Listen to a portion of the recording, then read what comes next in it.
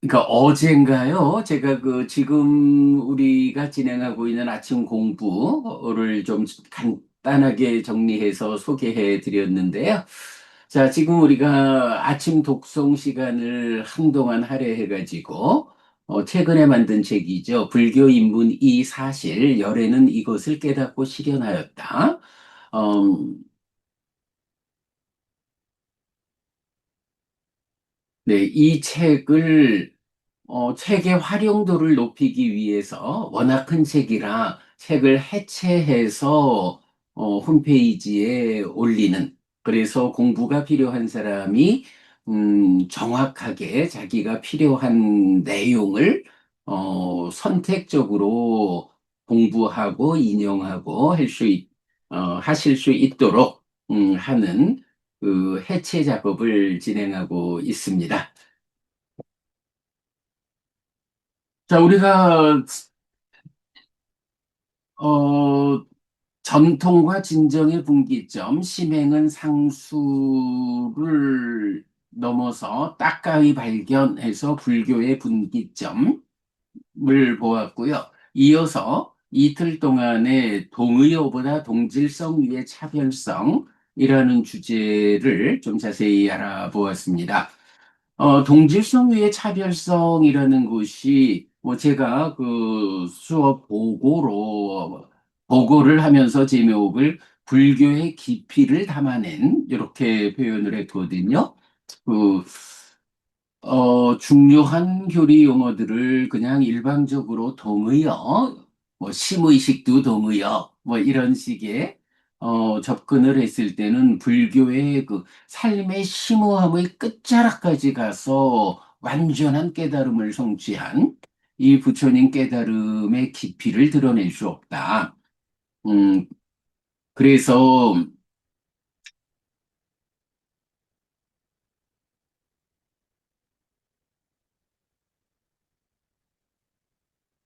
그래서 이제 동질성 위에 차별성을 보완할 수 있을 때 불교의 깊이를 담아낼 수 있다라는 부분을 이제 말씀을 드렸는데요. 음, 뭐 굉장히 중요한 주제를 우리가 잘 살펴본 것 같습니다. 어, 죄송합니다. 잠시만요.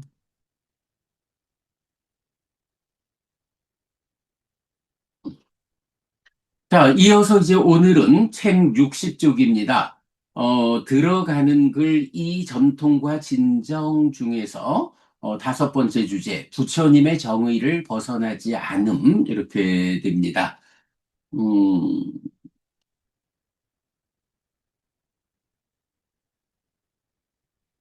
네, 공유되고 있습니다.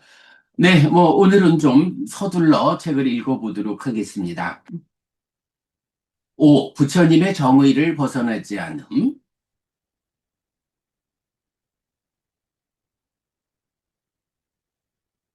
중생들의 삶의 영역을 벗어나 실현되는 깨달음의 경지 또는 그 과정을 인간의 언어로 설명해야 하는 부처님은 중요한 교리 용어에 대해 직접 그 의미를 정의해 줍니다. 여러 주제의 위반과 수당, 분석경 등에 나타나는 용어 정의는 부처님의 가르침을 왜곡 없이 배우기 위한 기준이 됩니다. 부처님으로부터 멀어지면서 이런 용어에 대한 분석에서 벗어나 새로운 정의가 부여되는데 용어의 정의가 달라지는 만큼 가르침의 해석이 달라지고 그만큼 불교는 부처님에게서 멀어집니다. 네, 요 이야기는 이제 우리가 독송집, 제4장 분석에서 정말 뭐, 수도 없이 반복 말씀드리는 내용이지요. 부처님의 깨달음, 또 그 깨달음의 성취 과정이 말하자면 인간의 세상에 없던 전혀 새로운 길을 걸어서 전혀 새로운 성과를 얻어낸 것인데, 한 가지 문제는 부처님의 이 깨달음, 이 삶의 완성의 과정이 부처님만이 사유할 수 있는 어떤 수단에 의해서 설해진다면 그것을 알아들을 수 있는 사람이 없다. 우리가 뭐 계속 우이독경이라 소귀의 경을 읽을 때 소가 알아먹지 못하는 것이 경을 읽어주는 사람의 문제일까? 경을 이해할 수 없는 소의 인식 능력의 문제일까? 이제 이런 부분을 자주 말합니다만은 어쨌든 부처님의 이 깨달음, 인간에게 알려지지 않았던 전혀 새로운 경지, 거기로 이끄는 길, 이 부분을 인간의 언어로 설명을 해줘야 인간들이 이해할 수 있다. 라는 것 때문에, 부처님도 인간의 언어로 법을 설해야만 했다. 그럴 때에, 어떻게 하면 이 깨달음의 경지를 인간들의 언어를 사용해서 가장 정확하게 전달할 것이냐? 라는 점에서, 어쨌든 인간 세상에 있는 언어를 가지고 표현해야 할 때, 음, 뭐, 삶의 이야기니까, 뭐, 대부분의 개념은 인간 세상에 있는 언어다라고 할 텐데, 이 특별하게 깨달음을 이끄는 과정, 그래서 새로이 알려진 깨달음의 경지. 이 부분은 인간 세상에 없는 개념이다. 라고 해서 이제 부처님은, 이러한 전혀 새로운 내용들을 인간들이 이해하기 위해서는 내가 어떤 의미로 이 용어를 사용했는지라고 정의해 주겠다. 내가 정의하는 의미 그대로 그대들이 받아들여서 길의 안내를 삼으면 나의 길을 그대로 되짚어 와서 나의 깨달음을 재현할 수 있다. 뭐 이런 의미가 되겠죠? 그래서 정말로 우리 법회에서 어, 양보할 수 없는 거라고 해서 공부의 기준을 양보할 수 없다. 이래 말하는데 이 공부의 기준 위에서 또 하나 양보할 수 없는 게 사실은 이런 부처님이 직접 정의해 주는 용어의 의미다. 용어 정의, 위반가. 이 분석이라는 개념은 양보할 수 없다.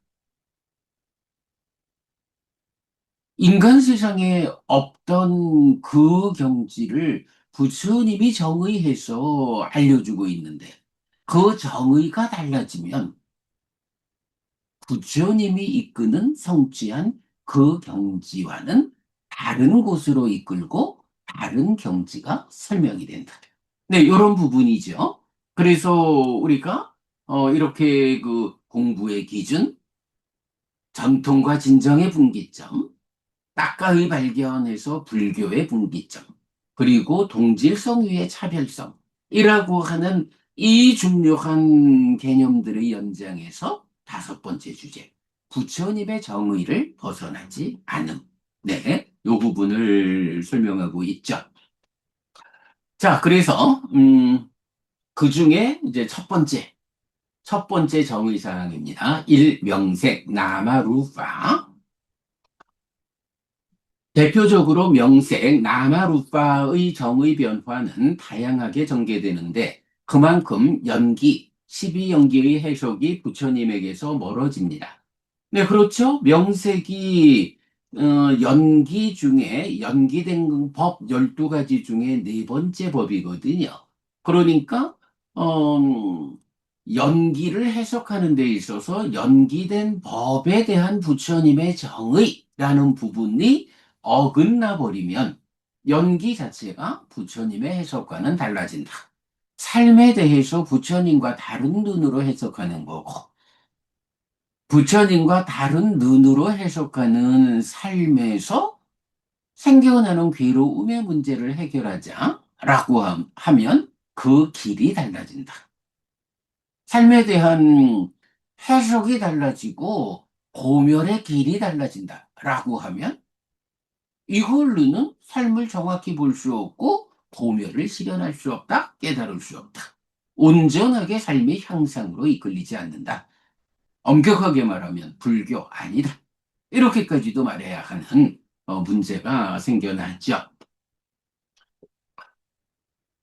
사성제에서 고집인 애를 전후한 괴로움의 발성 과정이어서 고와 고집의 영역을 차지하는 연기가 부처님의 깨달음과 다른 방법으로 해석되면 고멸의 방법 또한 달라지게 되는데 팔정도가 제시하는 수행법의 차이를 유발하고 그런 방법으로는 깨달을 수 없습니다.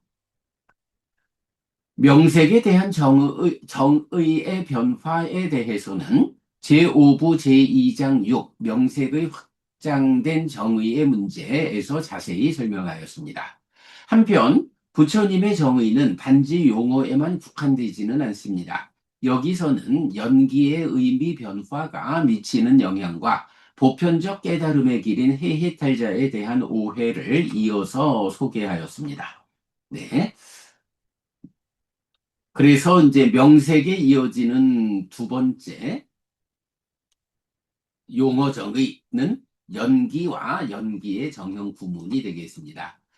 경은 무명 내지 노사의 12개로 구성된 괴로움의 발생 과정을 여기에서의 조건성인 연기라고 정의합니다. 네, 12번 상류자 1번 연기경. 그리고 이것이 있을 때 이것이 있고, 이것이 생길 때 이것이 생긴다. 이것이 없을 때 이것이 없고, 이것이 소멸할 때 이것이 소멸한다라는 정형 구문은 모든 용례가 연기에 연결되어 고의 발생과 소멸의 100% 조건 관계를 지시합니다. 그런데 후대의 불교에서는 이 정형 구문에 연기라는 이름을 붙인 뒤 존재하는 것들의 상의 상관, 상호 의전으로 해석합니다. 그리고 연기에는 12연기라는 이름을 붙이는데 경에 없는 개념입니다. 하지만 연기와 연기의 정형 구문은 상호 의전을 지시하지 않습니다. 오직 한 방향의 100% 조건 관계의 연기여서 결과, 생겨나는 것의 해소를 위해서는 조건, 생겨나게 하는 것의 해소가 필요하다. 연멸라는 괴로움의 발생과 소멸을 위한 하나의 목적성을 가진 조건 관계일 뿐입니다. 요거 우리가 지난주, 지지난주, 뭐 한 3주 걸려서 그 수요일 날 주요 상류다 줌 수업에서 12번 상류다 51번 완전한 조사경, 그리고 60번 연기경, 그리고 디가니까야의 15번 대인연경 묶어가지고 완전한 조사에 의해서 완전하게 드러난 삶의 이야기. 그래서 완전한 조사에 의해서 완전하게 알려진 결과, 삶의 이야기. 요 부분을 연기의 구체적 이해로 제시했는데요. 바로 그런 이야기가 되겠습니다. 이 연기에는 한 방향으로 나아가는, 그러니까 무명으로부터 행식, 명색을 거쳐서 생노사로 나아가는 한 방향의 조건관계다. 그래서 이 조건관계는 100% 조건관계라는 것, 이 부분을 완전한 조사에 의해서 괴로움이 생겨나는 100% 조건 관계를 음, 설명하는 것이 연기지. 여기에 뭐 존재하는 것들의 상호 상관, 상호 의전 이런 의미가 니카야에는 없다라는 부분. 네. 어, 그러니까 괴로움의 발생과 소멸을 위한 하나의 목적성을 가진 조건 관계일 뿐. 네, 이 부분을 명확히 해야 되죠. 이렇게 부처님의 관심은 오직 고와 고멸, 최상위 개념입니다. 그러나 이런 개념의 변화는 불교의 관심을 존재하는 것들 간에 적용되는 법칙성 정도로 돌리게 하는데 불교의 존재 목적의 훼손이라고 해야 합니다. 뭐, 사실 뭐, 존재하는 것들 간에 적용되는 법칙성, 이렇게 표현을 하자면, 뭐, 글쎄요, 존재에 대한 해석인 삼법인, 이 삼법인이 존재성으로의 근본 무아, 그 위에서 형상적으로, 그러니까 존재들 간의 현상성에서 무상과 고, 이렇게 나오는 삼법인의 관점에서 오히려 어, 존재하는 것들 간에 적용되는 관계성, 법칙성에 접근하는 것이 옳지. 그나 그렇게 접근하자 하면 그게 옳지. 연기를 괴로움의 발생과 소멸을 위한 하나의 목적성을 가진 조건관계라는 부분을 벗어나서 존재하는 것들 간의 상의, 상관, 상호, 이전 이렇게 해석하는 것은 불교의 존재 목적의 훼손이라고 해야 한다. 자, 그래서 이제 경은 연기의 정형구문 이것이 있을 때 이것이 있고는 즉으로 연기를 제시한다. 즉, 연기의 정형 구문, 이것이 있고 이것이 있을 때 이것이 있다라는 요 정형 구문은 100% 이것이 있을 때 이것이 있다. 즉, 야디다. 즉, 이래가지고 무명을 조건으로 행들이 해서 연기로 연결이 되거든요. 그래서 경에 의해서는 연기의 정형 구문은 연기, 12연기를 직접 제시하는 거 말고는 쓰임새가 없다. 다른 의미에 적용되지 않는다. 그런데 후대의 교재로 가면 연기의 정형 구문은 연기 상호 이전성, 그래서 자성 없음, 이렇게 이제 의미가 부여되고, 경이 말하는 연기는 12연기라는 말로 표현하고 있는데, 사실 요 문제예요. 그 상호 이전성으로 연기를 말할 때, 어, 자성 없음, 이렇게 표현을 하지만, 그것이 그러나 부작용으로 범아로 전개되는, 상호 의존하고 있다라는 이것 때문에, 어제도 제가 아소카 부부님하고 말씀 나누면서 인드라망이라든가, 이제 이런 부분들이 굉장히 멋지게 전개되는 사상의 한 흐름이라 하겠지만, 그러나 그런 것은 결국은 어, 우주적 동일성으로의 존재를 설명하는 쪽으로 나아가게 된다. 라고 해서, 그러니까 연기의 정형 구문이 연기의 상호 의존성 이렇게 나갈 때 자성 없음의 측면으로 말한다 하지만, 그러나 범아라고 하는 우주적 동일성의 관계로 그 불교를 이끄는 이런 문제를 이야기한다. 실제로 그 불교의 역사가 그렇게 전개되어 오는 것을 우리가 알고 있죠. 그래서 후대의 교재가 이렇게 연기와 연기의 정형 구문을 설명하는 것은 안, 옳지 않다라는 부분을 우리가 명확히 해야겠고요. 자, 그 다음에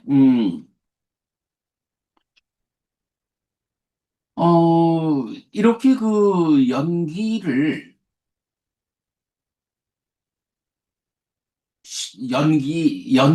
대한 어, 이런 관점의 차이가 생겨나는 것은, 단과 상의 극복에 대한 입장 차이를 보인다라는 부분을 설명하고 있어요. 병에서 연기는 단견을 극복하고, 연멸로서 상견을 극복한다. 그래서 단과 상을 극복한 연기, 그래서 연기된 시계 윤회 이런 부분을 명확히 하고 있는데, 이제 후대의 교재로 가면서 공성이란 개념으로 단견의 극복을 말하고, 어떻게 또 연기로서 상견을 극복한다 라고 해요. 바로 앞에서 보았지만 연기가 상호 의존성에서 자성 없음을 말한다라고 해서 상견을 극복한다 이렇게 표현을 하고, 공성에 의해서 단견이 극복된다라고 말하면서 이제 연기를 정형 부문으로 요래 적용하고 있는데, 어, 이게 좀 곤란해요. 경에서는 연기가 단견을 극복하는 요 의미로 쓰이거든요. 까짜나고따 경에서 그렇게 말하잖아요. 세상은 유와 무라고 하는 견해에 대부분 묶여 있는데, 그러나 연기, 이런 연기, 어, 세상에 자라남을 보는 사람은 단견을 넘어선다. 라고 말하고, 연멸을 보는 사람은 상견을, 그, 단이라는 견해가 없고, 상이라는 견해가 없다. 무라는 견해가 없고, 유라는 견해가 없다. 이렇게 해서 경의 입장은 까짜라고따경 통해서 분명히 연기로서 단견을 극복하는데, 후대의 교재는 바로 이런 연기에 대한 그, 경과 다른 관점을 부여함에 의해서 연기로 상견을 극복한다. 전혀 다른 연기의 개념이 100% 달라지는 거예요. 단견의 극복을 말하는 경의 연기를 상견의 극복으로 전혀 다르게 해석하는 이런 문제가 이제 어, 발견되고 있죠. 네, 표로 말했습니다. 단견의 극복, 상견의 극본, 비고 이랬을 때 경은 어, 연기로서 단견을 극복하고 연멸로서 상견을 극복한다. 그리고 요거를 연기 연멸을 묶어서 중에 의해 설해진 법 이렇게 표현하고 있죠. 후대의 교재에서는 공성이란 개념으로 단견을 극복하고 연기로서 상견을 극복한다. 해서 연기는 구문이어서 자성없음 이렇게 말하는데 일단 경의 정의하고는 어찌 보면 180도 달라진 거예요. 연기가 단견을 극복하는 거냐, 상견을 극복하는 거냐. 전혀 다른 이런 부분 문제를 보여주고 있죠. 자, 그래서 부처님의 정의를 벗어나지 않는다라는 이 점에서 첫 번째 명색의 이야기, 두 번째 연기와 연기의 정형 부분 이렇게 볼 수 있고요. 자, 그 다음에, 세 번째로는 그 해탈자에 대해서 부처님의 정의 그대로 보아야 한다. 불교에서 보편적 깨달음의 길은 해해탈자입니다. 그래서 8번 상유타 7번 자사경을 볼 수가 있어요. 그 아라한인 500명의 비구가 부처님과 함께 했는데 부처님이 이 지금 나와 함께하는 500의 비구 이 중에 양면 해탈자가 60명 12%, 3명 아라한 60명 12%, 육신통 아라한 60명 12%, 나머지 320명 64%는 해해탈자. 이렇게 말하고 있거든요. 그래서 해해탈자는 불교의 보편적 깨달음의 길이다. 이걸 우리가 알 수 있는데, 어, 어쨌든 그래서 이렇게 불교에서 보편적 깨달음의 길은 해해탈자입니다. 초선 내지 상수멸을 성취하여 머문 구차제주 위에서 번뇌를 부수고 깨닫는 길. 네, 요거 안구 따라니까야 아홉의 모음 44번 해해탈자경에서 직접 정의해 주는 거죠. 우리가 독선집에서 직접 포함해 가지고 해해탈자는 이렇게 초선을 성취해서 머문다 내지 상수멸을 성취해서 머물면서 번뇌다 한다. 해해탈자가 삼매 없는 깨달음이 아니고 구차제주라는 초선부터 상수멸까지의 이 단계적 삼매의 성취, 삼매의 완성 위에서 깨달음을 성취한 아라한이다 라는 것을 정의해주고 있거든요. 자, 그래서 사념처로 시작해서 사마타 윗바사나로 완성되는 수행 또는 필수품을 갖춘 삶의 내적인 심의 사마타 법에 드러남 법의 윗바사나 여실지견 사마타 윗바사나 해탈지견의 과정으로 설명됩니다. 네, 해탈자가 이렇게 깨달은 분이거든요. 그런데 사육에서 설명하였듯이 그러니까 하니까 동질성 위의 차별성, 그리고 6번이 내적인 심의 사마타와 법의 윗바사나, 그리고 사마타와 윗바사나, 그 동질성 위의 차별성에서 설명하였듯이 전통의 불교에서는 경에 없는 방법인 마른 윗바사나 또는 순수 윗바사나에 의해 깨달은 자를 해해탈자라고 설명합니다.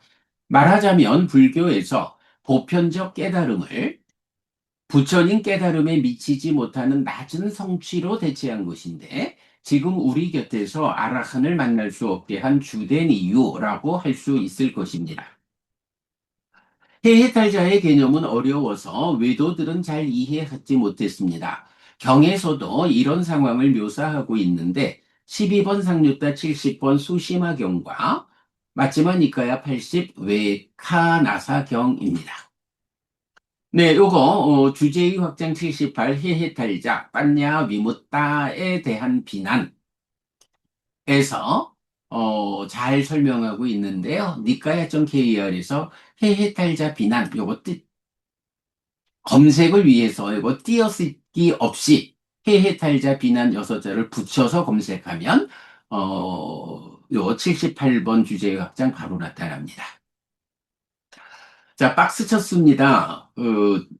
시작하면서 말씀드렸지만 맞지마니까야 관통법회에서 우리가 총괄 요약한 뭐 요새 약간 당분간 읽기를 쉬고 있습니다만은 맞지마니까야 총괄 요약된 그 압축된 내용을 어, 보- 관련된 주제에서 설명하고 있죠. 여기 바로 해해탈자의 개념은 어려워서 외도들이 잘 이해하지 못한 거, 요 경이 설명하는데 외카나사경. 네, 요 외카나사경 총괄 요약 보고 있습니다. 마치마니카야 80 외카나사경은 사문됨의 의미가 무명의 속박에서 바르게 풀려나는 것이라는 관점을 통해 해해탈자의 타당성을 드러내 보여줍니다. 외카나사 유행승은 과거의 끝을 모르고 미래의 끝을 보지 못하면서 깨달음을 선언하는 것은 궁핍하고 단지 이름만 얻는 것이고 공허하고 가치가 없는 것이라고 세존을 헐뜯는 말을 하는데 부처님은 외카나사 유행성의 해해탈자에 대한 이런 비난을 정당하다고 인정하지 않습니다. 요게 왜 적느냐 하면 전통적인 불교에서 주석될 때는 외카나사 유행성의 이런 비난을 부처님이 정당하다고 인정을 하는 거예요. 그걸 정당하다고 인정을 하면 어떻게 돼요? 불교의 보편적 깨달음인 해해탈자라는 이 깨달음의 길이 비난받아야 한다. 그들이 그렇게는 깨달을 수 없어요! 라고 말하는 비난이 정당하다. 이게 정당하면은 부처님 제자들의 해해탈자라는 이 아라한의 성취의 길이 깨달을 수 없는 길이다. 보편적으로 부처님의 제자들은 깨닫지 못했다. 이런 얘기가 돼버리거든요. 아주 큰 문제죠. 그러나 부처님은 이런 비난을 정당하다고 인정하지 않습니다. 오히려 같은 비난을 하는 유행승도 있었다고 유행승들의 교리의 문제를 지적한 뒤 해해탈자의 타당성을 드러내 보여줍니다. 요 같은 비난을 하는 유행승으로 보면 12번 상류타 70번 수시마경에서 나오는 주제죠. 네, 그것을 이제 연결해서 보니까 해결이 되고요. 부처님은 과거의 끝과 미래의 끝은 그만두고라도 정직하고 속이지 않고 올곧음을 갖춘 지혜로운 사람이 오면 가르치고 법을 설합니다. 실끈에 묶인 어린아이가 성장하여 기능이 성숙하면 그 묶임에서 벗어나듯이 가르친 대로 실천하는 사람은 오래지 않아 스스로 사문됨, 사만냐에 대해 알고 볼 것인데 사문됨은 무명의 속박에서 바르게 풀려나는 것, 즉 해해탈자의 성취입니다. 자, 무명이라는 것이 번뇌를 조건으로 생겨나니까 무명의 속박에서 바르게 풀려난다라는 것은 그 조건되는 번뇌를 부수는 거죠. 네, 누진 이렇게 말하는 거죠. 누진 아라한 해해탈자. 네, 이 부분 놓치면 안 됩니다. 자, 요렇게 부처님의 정의를 벗어나지 않아야 한다라는 주제에서 명색이라는 명색과 관련해서는 책의 뒤에서 아주 상세히 설명하고 있고요. 명색의 특히 명색 중에 명에 대한 정의가 달라지는 부분 놓치면 안 되죠. 그리고 연기와 연기의 정형구문이라는 그야말로 부처님 깨달음의 근본 자리에 대해서 부처님과 다른 의미 부여를 하는 그랬을 때 단상의 극복에 대한 입장 차이. 부처님은 연기로서 단견을 극복하는 것을 말하는데 후대의 교재는 연기로서 상견을 극복한다. 이렇게 나오는 요거, 우주적 동일성이라는 이 존재성으로 나아가는 방향의 빌미를 제공한다. 그 다음에 보편적 깨달음, 인해해탈자의 과정에 대해서 무슨 순수 윗바사나 마른 윗바사나 이러면서 삼매 없이 깨달은 자가 해해탈자다. 무상구 무아의 찰견을 통해서 깨달았다. 그러나 경은 분명히 무상구 무아를 관철하는 위치를 말해주죠. 예, 삼매를 성취해서 내적인 심의 삼았더로 법이 드러날 때 그 드러나는 법에 대해서 무상을 관철하는 법의 윗바사나로 여실직연하는 이런 부분을 배제하고 삼매 없는 깨달음 해해달자 말도 안 된다. 네, 이런 부분 놓치면 안 되겠고요. 자, 그 다음에 이제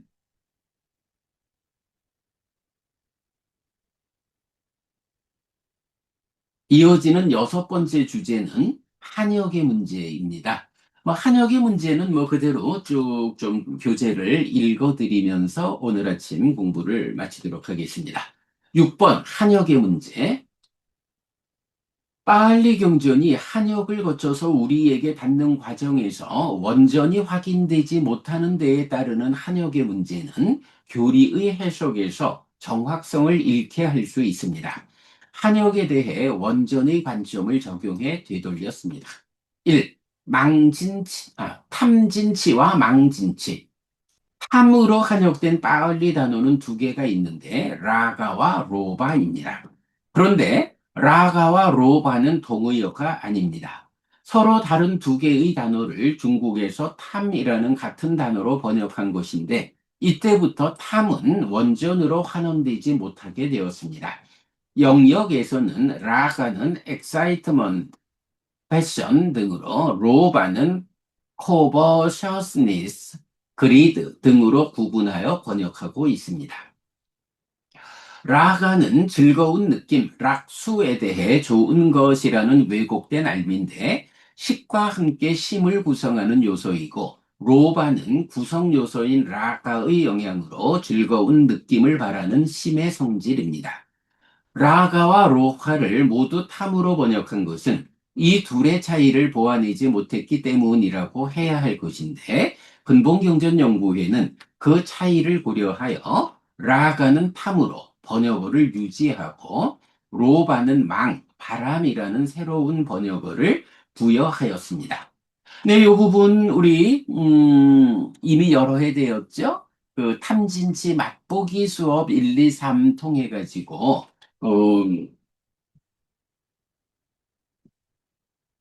이렇게 그 탐과 망에 대한 차별을 설명해내고 그 과정에서 어, 2차 인식에 대한 설명. 그래서 딱가 안에서 그 번뇌가 작용해서 무명이 생겨날 때 서로 조건됨에 의해서 무명과 번뇌가 함께 한 상태를 치라고 하고 그 위에서 2차적으로 탐과진이 생겨나서 탐진치가 딱가 안에서 자리하고 있는 이런 부분도 설명해내고 그런 과정을 통해 가지고 딱가가 해석이 되는 음, 우리가 그 여러 해 전에 이런 그 탐진치라는 책을 만들었었어요. 출판은 안 했지만. 그래서 이제 요 책이 그 탐진치에 대한 제1권 개념이랬는데 그때 하여간 탐진치를 주제로 6권의 책을 만들어 가지고 그때 정말 엄청나게 많은 자료를 다 모아 가지고 음, 탐진치를 설명해 냈고 결국은 뭐 탐진치가 함께 하면서 삶이 전개되니까 지금 우리가 만들어내는 이 삶의 메커니즘의 그 원형이 이 탐진치의 해석 과정에서 만들어졌다. 이렇게 보아도 되겠죠. 이 탐진치와 관련한 기본적인 주제는 이 책에도 소개를 하고 있습니다. 뒤에 보겠고요. 자, 그래서 라가는 탐으로, 로바는 바람이라는 새로운 번역어를 부여하였다. 자, 이때 식은 윈냐나는 분별함, 무명 아위자는 존재함, 라가는 가치함. 해서 분별함 더하기 존재함 더하기 가치알미 냐나이고 이것이 찌따라라는 거. 그리고 같이 알미 행위를 유발한다는 데서 심은 행위하는 마음이다.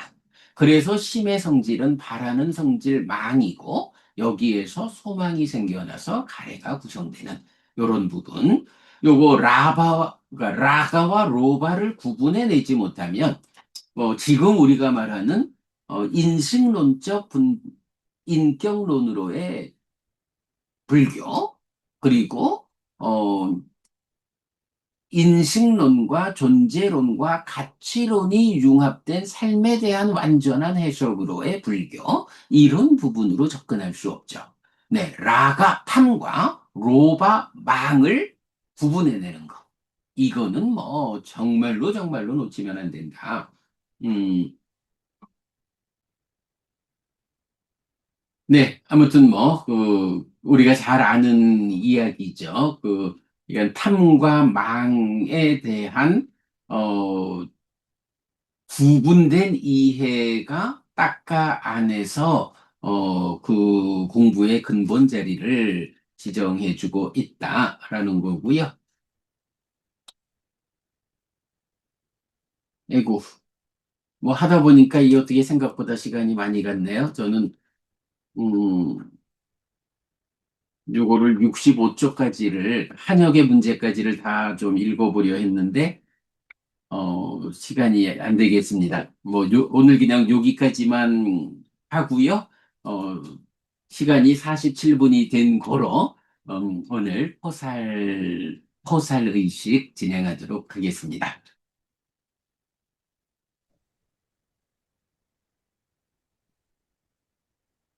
네.